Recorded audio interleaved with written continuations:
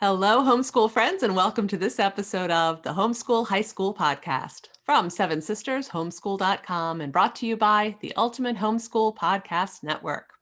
I'm Sabrina, and I'm here today with Vicki. And we're going to talk a little bit about writing. And we're hopefully going to talk about something that is going to help you in grading your students' writing, because we hear from a number of you that that is an intimidating undertaking for a lot of homeschool high school parents in particular. Yeah. I mean, sometimes teens don't like writing too much, and then their moms have to grade it, and the moms don't like to grade it very much. It's like, how do you do this? So it's a good thing to talk about. Right. It is a good thing to talk about. And the simple answer is use a rubric. I mean, that's, and the truth is, I think I had a middle schooler before I knew what a rubric was.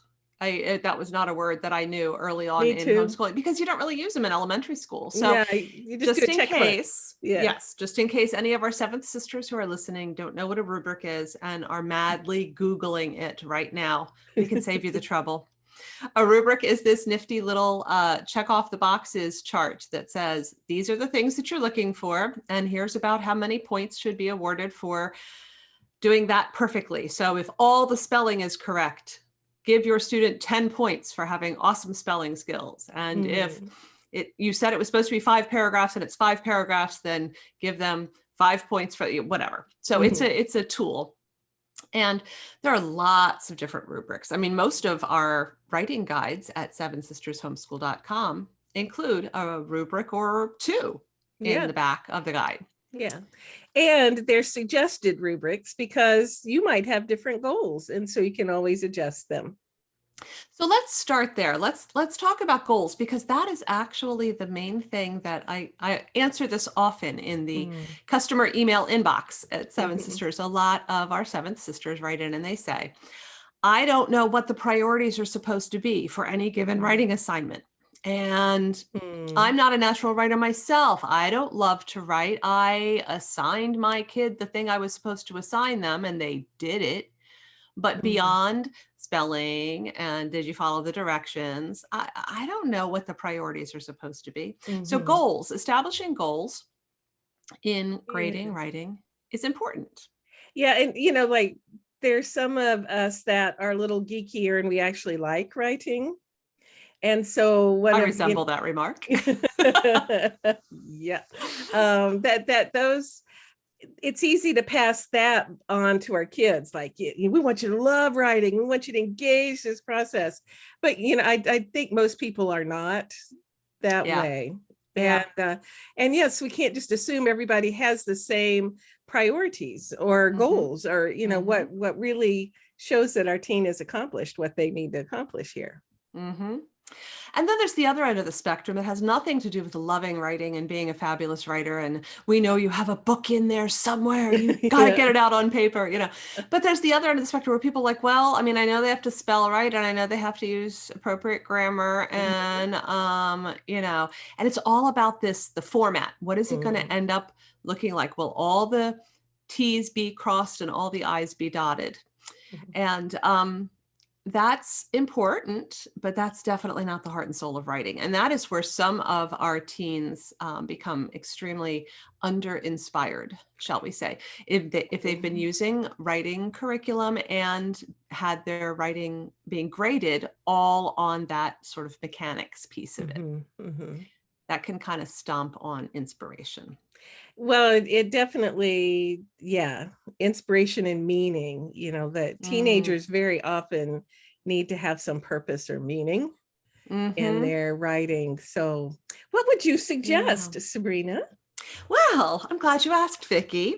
I would suggest leaning into that idea of purpose and meaning. Teens ask why a lot, not in the same way that 2-year-olds ask why. They ask why in they're learning to ponder the universe and their place in it, kind of why. And so when we give them an assignment to write about something, we first need to make sure that they understand that the purpose of writing is communication.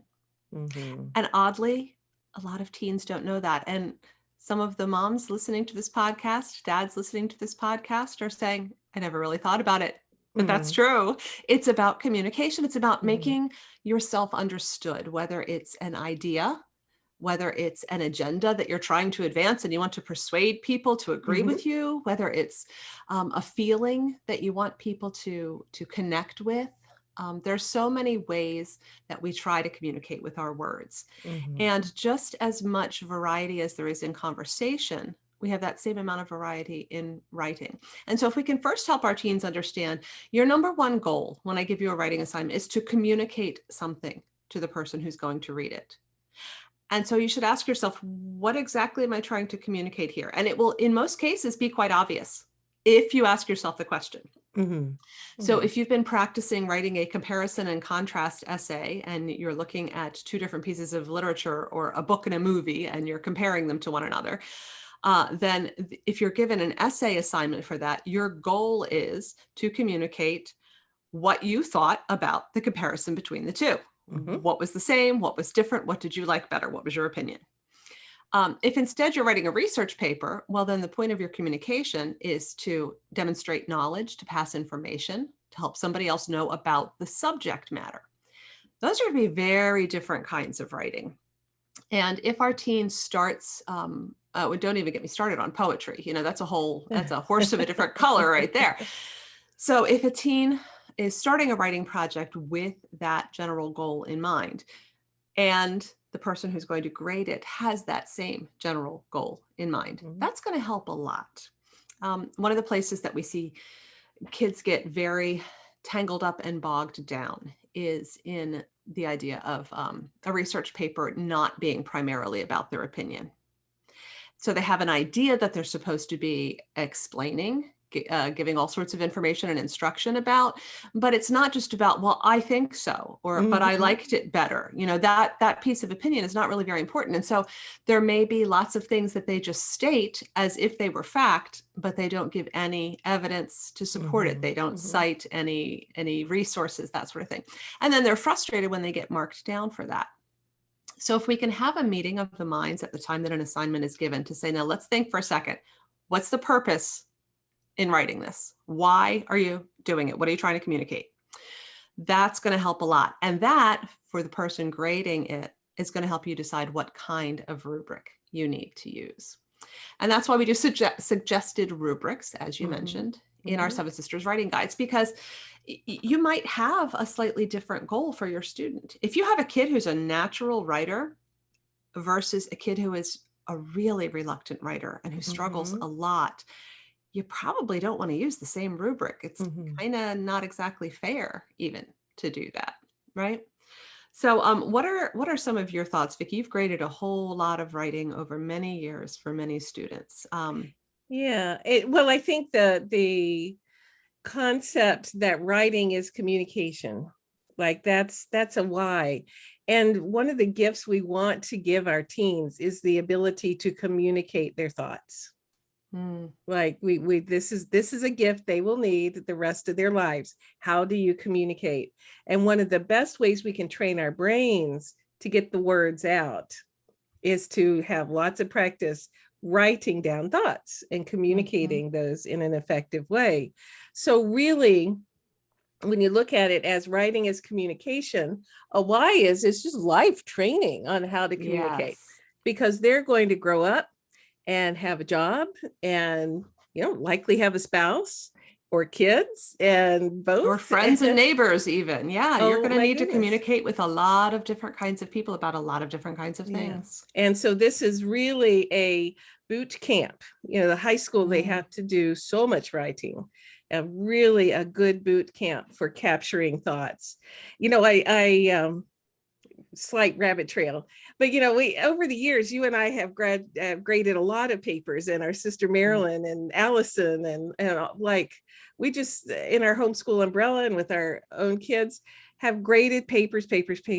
All right. And sometimes the teens, more than once, have said, this is really hard and this is tough. I don't really like it all that much.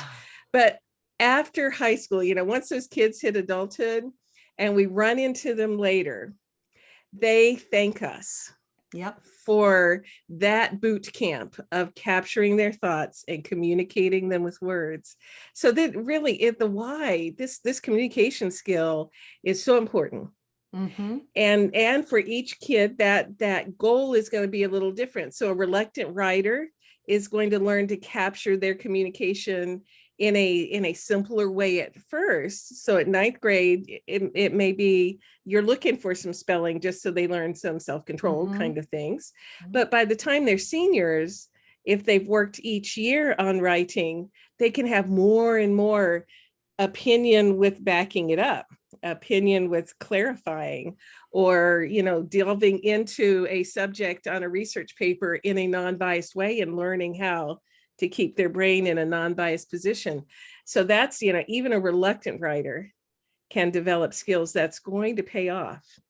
Yeah, absolutely. This is a life skill, and that's maybe a lost idea in a lot of teens' experience. They might be less reluctant if they could begin to frame it as something that's going to help them the rest of their lives. But all right, so when it's time to actually decide, you're either going to create a rubric for yourself, or you're going to choose there are a million writing rubrics that you can download online for free too. So when you decide what are you looking for here, think about who your student is first. Is this a natural, experienced, fairly mature writer who needs to be pushed to edit well, to really go for excellence instead of just, that was good enough? Because they can do just good enough in their sleep at this point, but we want to be encouraging them to really craft their final piece of writing. Is this a kid who is really struggling, or is this someone somewhere in the middle? And think about where they are in that process.